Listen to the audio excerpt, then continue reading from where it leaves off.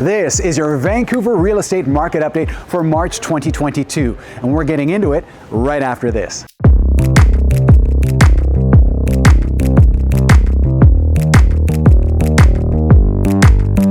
Hey everyone, I'm Craig Veroni with Masters Realty. I'm your local real estate agent here in Vancouver, BC. In today's video, I'm going to cover what's happened in the Vancouver real estate market through the month of February and what's coming that could affect that market.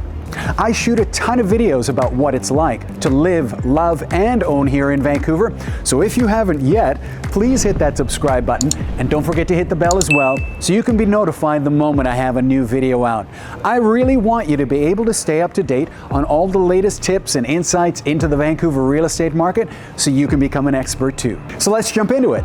The Real Estate Board of Greater Vancouver reports that residential home sales in the region saw an 8.1% decrease from those sales recorded in February of 2021 and a 49.8% increase from the sales recorded in January of 2022.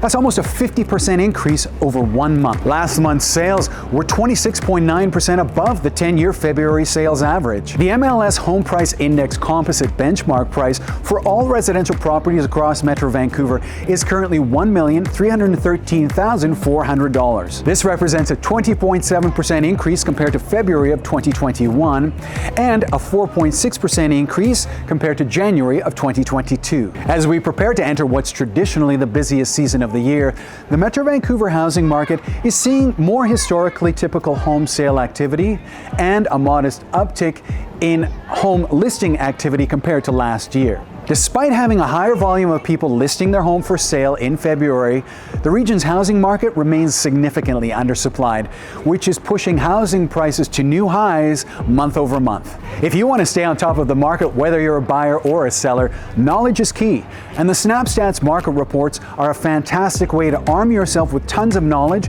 about your market area. To download the full reports, simply click on the images below to download either the Metro Vancouver, Greater Vancouver, or Fraser Valley reports.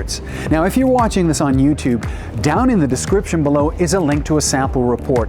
Please go ahead and review that, and if you think that it's something of value, and trust me, you are going to love these reports, then simply fill out your name and email address to start receiving them immediately. On Monday, February 28th, the BCREA launched its white paper titled A Better Way Home, Strengthening Consumer Protection in Real Estate at a press conference in downtown Vancouver, with all of BC's major news outlets in attendance, including Global, CBC, and CTV. BCREA launched its white paper in response to the BC government's plans to introduce a cooling off period announced in November of 2021 without consultation of the public or real estate sector, a problem statement, or supporting rationale. CEO Darlene K. Hyde, speaking at the conference, had this to say: "A consultation in which the outcome is predetermined is not a consultation at all.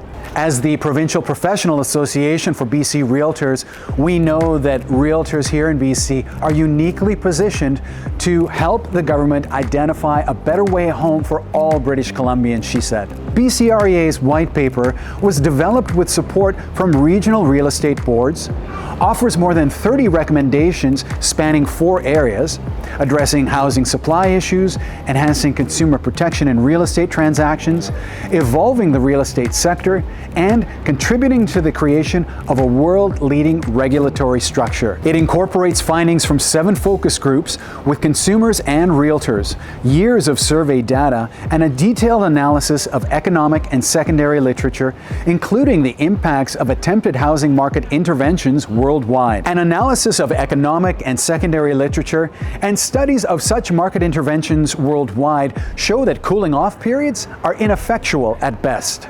Instead, BCREA is proposing a mandatory pre-offer period of a minimum of 5 business days from the date of listing, during which time offers cannot be made on the property. The pre-offer period would give consumers time to do their research on a property before presenting an offer, meeting the government's stated goal of helping consumers make more informed decisions without introducing more uncertainty into real estate transactions. This is exactly what I suggested should be done in my November market update video. The fundamental challenge of BC's housing market is the mismatch between supply and demand.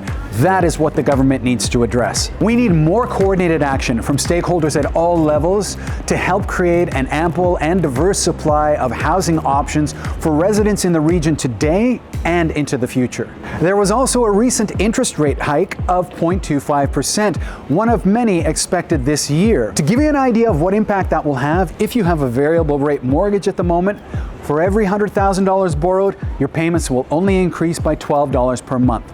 So, on a $500,000 mortgage, your payments will increase $60 per month. If you're a buyer, the variable rate is still a good bet because the spread between the variable rate and the fixed rate is still 1.25%. Now, check with your mortgage broker for more professional advice. And if you need some good recommendations, I work with some of the best mortgage brokers in the Lower Mainland.